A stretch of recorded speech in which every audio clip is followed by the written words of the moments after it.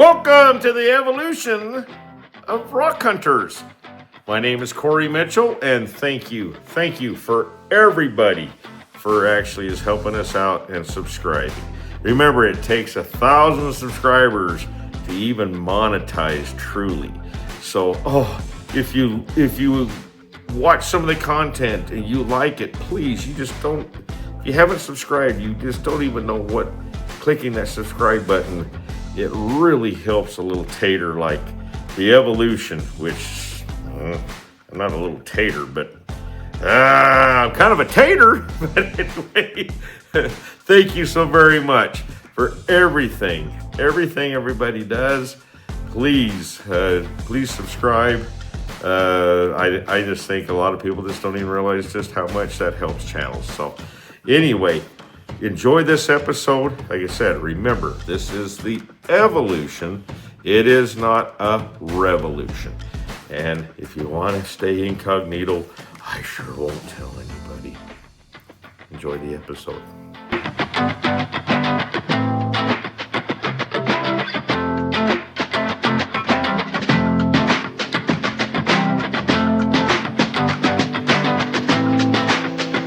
Well, there's the old Gino. Right there, old G. So you got that ugly ass hat. I've seen that on TV a time or two. A little sprayed sunblock works pretty good. Wind comes up, that hat always tries to move. But we are trying our best to figure out the float of this and where these big nodules are coming from. And I think they are coming from the very top of Castle Hill. We have cleaned it's not an alluvial fan, but basically the tailings coming down, and we couldn't hardly find a nodule. But I have found right now one of the most unusual nodules I think I've ever found in my life. There. Now, let's see if this new camera can give this one justice. That is a nodule that looks like plumb full of malachite. Look at what it looks like around it, and then here's that sitting there. Okay, now to put it into scale, there's my rock hammer. What a hell of a piece. That could be the most beautiful stone that we have ever seen. And while I'm sitting here talking, I potentially have just located another nodule. So we're following, and I believe that is a nodule. And oh my good grief, it is. Holy God almighty. I don't know what type of geological event created these big nodules to actually form out of Castle Mountain here. But if you look at the very top, let's grab a larger one. Ha ha ha ha. Now this is this shows the confidence that I have in this process. This is my favorite nodule that I have found and cut this year. That is absolutely gorgeous. And I did not polish this. This is automotive clear. But I know, as you will see, it's not an irreversible event. It's not. And I know now that this, look how gorgeous that is. It's just absolutely mind-boggling beautiful. And it took me right now besides the cutting, it took me, maybe I have spent 5 minutes on this stone, and I am still not done with it. But it's 5 minutes. And look how gorgeous that is. That can be displayed in any home, any personal collection of any kind. And it was 5 minutes of my life, not, oh my gosh, I could probably spend a couple of hours easy polishing this and get frustrated and have to polish it again. I have done that. I know. So in the evolution, we're trying to do our best to actually show that there is some certain contrarian viewpoints. That does not mean that you're destroying the world of the lapidary industry. You know, you're not. You're making something, case in point, like this. It has that large fracture right there. Okay? I would not have spent the time to polish this one because of the actual fracture. But if I only have to spend 5 minutes, probably maximum, like I said, out here, they look absolutely perfect. Okay? You have to feel and get it in the right light to actually see the impurities, in which I will show how to polish out. And it doesn't take that long. And then you have something that is beautiful. It is reversible. That's the key. It's not something that has to be permanent. So if somebody actually was to acquire this from me and they wanted to do it conventionally, they could do it. Now I'm out in the sun, so let's do some what is in this bucket. Now these we're just going to randomly pick. So these ones here I wrapped up in a little paper before I transported them, because these ones are actually polished. This is a final product, and you can see just how pretty that is. Now remember, see the fortifications and so forth on that, but they're very faint. So I would have possibly not spent the time to polish it. But this method makes it to where it's worthwhile, because it didn't take very long. And it was the first attempt. Okay, get another one. All right, where in the world is it?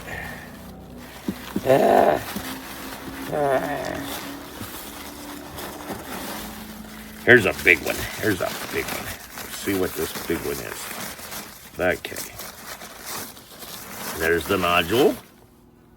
Okay. And then, uh-oh, look at this. This is, if you watched, they've been on the evolution and watching, you've seen that one before. You've seen the other one. Now, this one here is basically narrows deep, but it's the lesser. The mother is right here. I have polished this conventional, the best of my ability. Okay, that's that one. Okay, and then this is the non-conventional. This is the lesser sister. Okay, I'll just rotate it like this. So we're going to be fair and balanced on the evolution.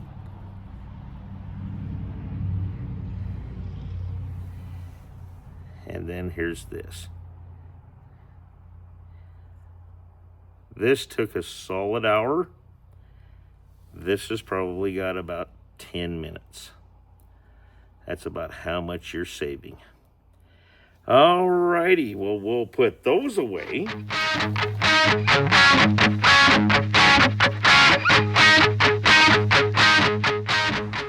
All right, we have 2 there. And, well, I'll surprise you. Maybe we'll cut both of them. Maybe we'll just cut one of them. Let's get her in the saw.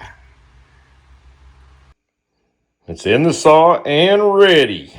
We're going with that big baby. Oh, she just dropped. That kind of is looking kind of pretty down in there.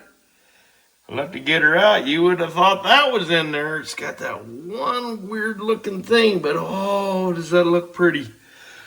Hopefully that thing doesn't, you can tell it just kind of takes your eye off the game here.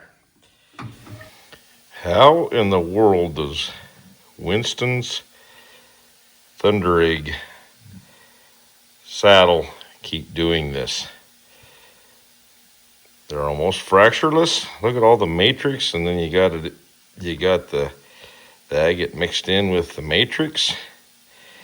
Look at the hard definition banding. Oh, that's pretty. That's pretty. Holy Toledo. There's a bonus cut right there. All right. Now let's go get in. Let's get in here and see what we got here. All right. I know there's a really good one in here somewhere. I don't know which one it is. It's not this one, but he's interesting. Okay. So here's the backhand side. He's more just kind of a oblong nodule, but he's got a sedgeite star right there. Remember, on the evolution, we pretend it's titanium, but it's mostly, I do believe it's calcite. But anyway, here we go. After it's polished, we could use a little bit more cleaning. I've been cleaning the little bit of compound that I put on the outside, which you will see. So we're going to polish one of those beautiful ones. I'll show you. I'll go through the steps real quick, and then you can see the polishing of it. And we'll be in the garage, so I'm not in the damn sun anymore. So anyway, but you can see those sedgeite sprays right here. Okay, but there's a little bit of white, and so it needs to be brushed a little bit. But that is that one. Okay, now come on.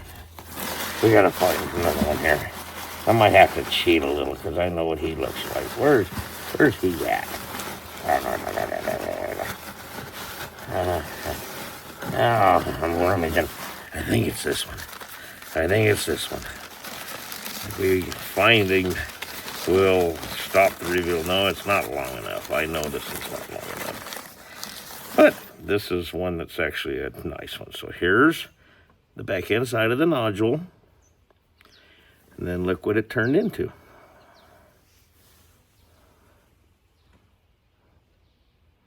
Pretty, huh? Not even going to try to describe it. It's really pretty. And it turned out very, very well. I think a couple of these that I've seen, if I was to get fussy with them, is they needed to be soaked for a while in the cat litter. I think they need to sit in the cat litter bath for a little while, just wiping it down with grease and wax. Some of the, we need a diffusion, get that mineral oil out from the pores and things, whereas the grease and wax and some air pressure potentially actually is leaving a little bit behind, and it might actually resurface through the clear, create a little bubble of some kind.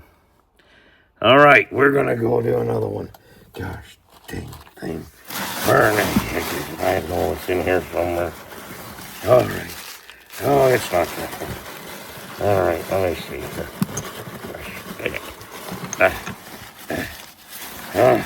Let's see what this one is.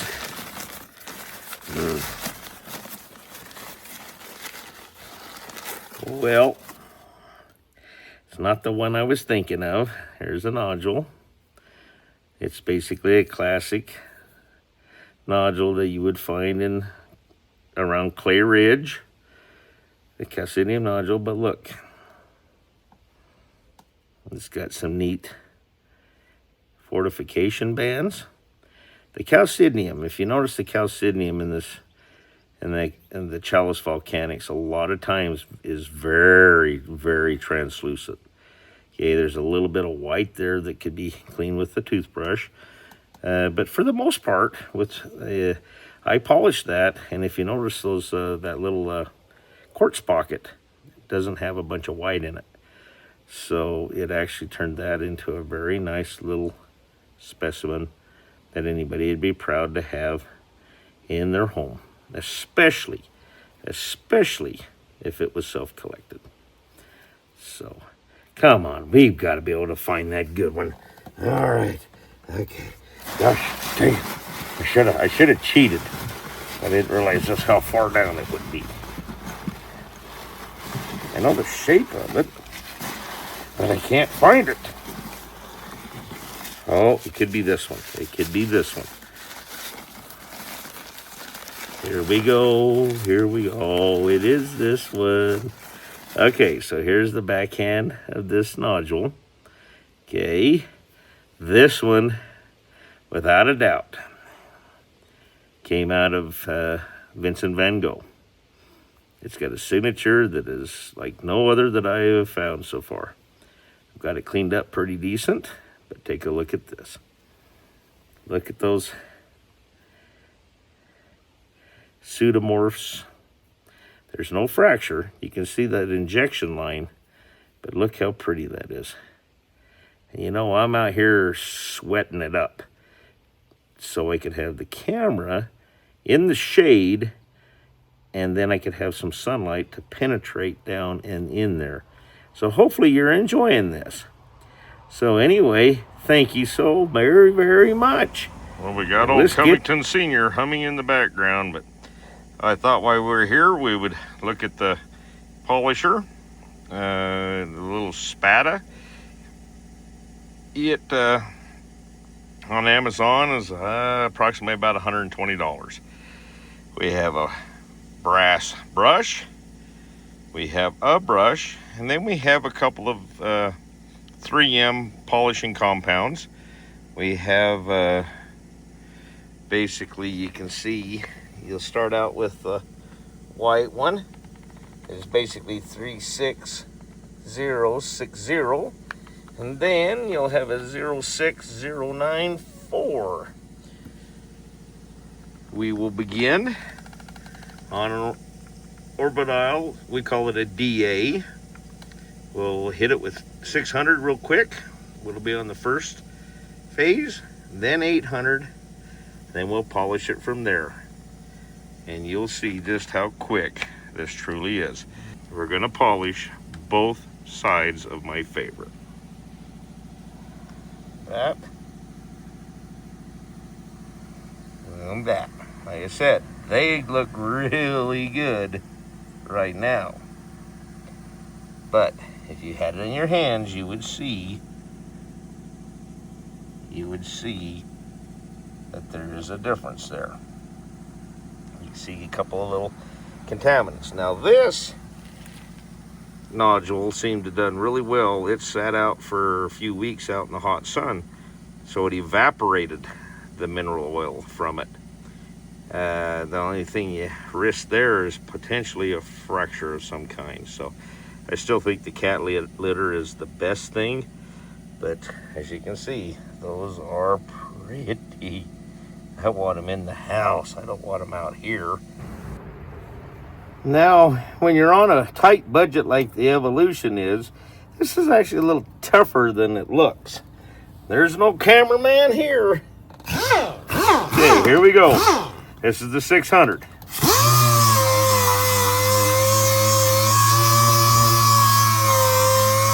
laying it flat on it, giving it a good work over, See? There it is. Then, I'm not even going to speed this up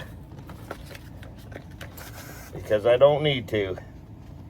I'm just trying to say, there's the old saying, there's multiple ways. Okay, here we go. The 800 are just kind of removing the 6s. Okay, see, it's nice, flat. Then, easy. Then with the wool pad, I'll just put a little dab of this right on. Don't need too much, just a little bit. Then, this has actually got up to 5,000 RPM. So, rub it on here like this. Got 7 speeds, up to 7. Then you just sit there and you just start working it.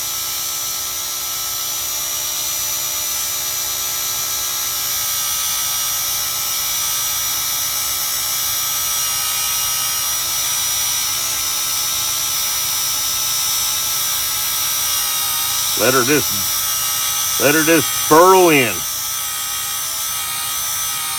Try to keep the spillage on the rind down to a minimum.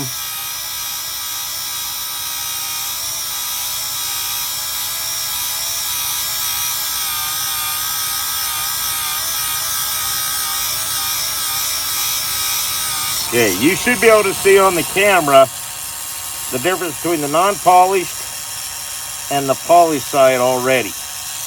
But I'm going to go ahead, since this is a big stone, and I'm going to put another daub on it. See, so you can see the difference already. Okay, work it in here like this. You don't have a bunch of slop. I can do this with the very little ones, and that's what I really like. It doesn't try to rip it out of my hand. This is what the step that it takes to make them look professionally done. Not everybody's got such a bad impression on doing it this way. But I'm just telling you, if you just follow these steps that I've been trial and erroring. This polisher comes with 2 batteries. I can tell that it's a little bit wore, the battery. Okay, now you should really be able to see. Okay, see that right there? Now I'm going to flip that around. So I worked it towards the center. Now I'm going to come from this way. You always want to try to keep the buffer working towards the outside edge so it doesn't catch that edge.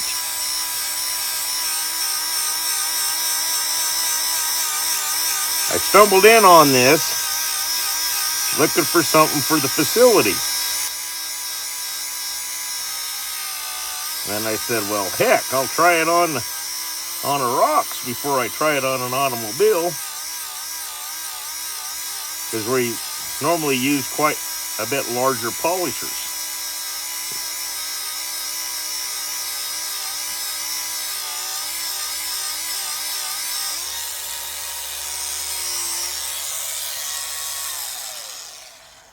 Now you should see that the whole stone is reflecting. Okay, now I don't think it's perfect, but it's perfect enough for TV. Then take the wool pad off. You can see I've caught this one time, but it comes with a lot of, there's lots of, it's basically a foam pad. Now this compound here, the 06094, is just to remove the scratches that this compound put on the surface. So we go like this, do the same step, And then you just get this thing. Now this one doesn't cut. You're just slowly polishing it. This is like the cerium oxide step. You can get that thing where you try to get some heat going. If you get it really going hot, it helps with the polishing of the automotive clear.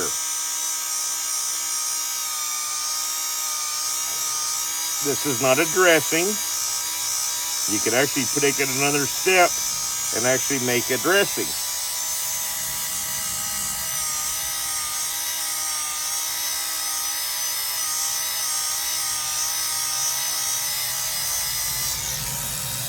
Okay, and do the same thing. We're gonna lube her up for the other end.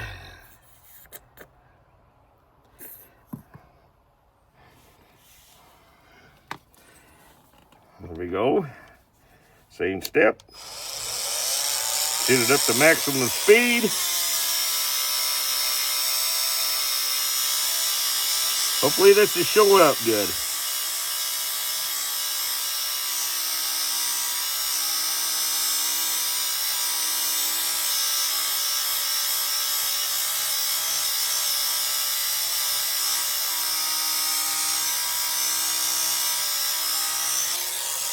All right. There is no imperfections. They're all gone. And you can actually see the shine that it's already got on it. Remember, this was sanded with 600. Then just hit with 8. And it seems to be efficient. You could go as high as 1,1500. But I haven't seen a need. I haven't seen a need for it. Just get that clear coat nice and hot, and it starts moving, and you have a wonderful, wonderful polished stone. There is a step that I have neglected. This is the only thing that you would need. You could use electric orbital, some kind, but this right here, so there's been no water put on this. And you can see that there's a little bit of white if you had a little pocket. So as long as there's no white, you sit there and use the air, and it will flow that material off. Get it out of the pocket. And then, what I like doing is these areas that get a little white on the parameter from either the sanding dust or the compound, and even knocking a little bit of the shine from a little bit of the overspray that potentially can get on the rock, the nodule. And you do that. Brass seems to work. Toothbrush, but I like the brass. It seems to work pretty good. And then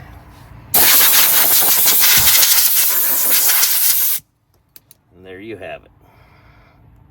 Pretty slick, huh? Don't let this offend anybody. This is just something, hey, I've got all the tooling to do it conventional, but I can't do it this fast. There's not a chance in the world that I can do it that fast. And this way I can see every step that I'm doing. And the other way is so hard, because if you miss some 200s and you go to the 400 and the 800 and this and that, well, guess what? You got to go back. The cabbing machine, the cabbers, actually polish quite quickly. But I haven't seen, and again, I've got an angle lap, or instead of a flat lap, and that one's going to be for sale. I don't have any care for that whatsoever. Again, a pitfall, but I am in the position in life where I can do this, but you can avoid it. You don't have to have a professional booth, a bake booth to do this. You could do this under just a controlled environment. It doesn't take a ton of material either. That gallon of clear, that expensive, like I said, it's between $300 and $400. But it could last, I don't know how many stones. I mean, it might even be able to do 1,000 of these. I don't know. I don't know how far it would go. So, hey, thank you so very much. Please subscribe.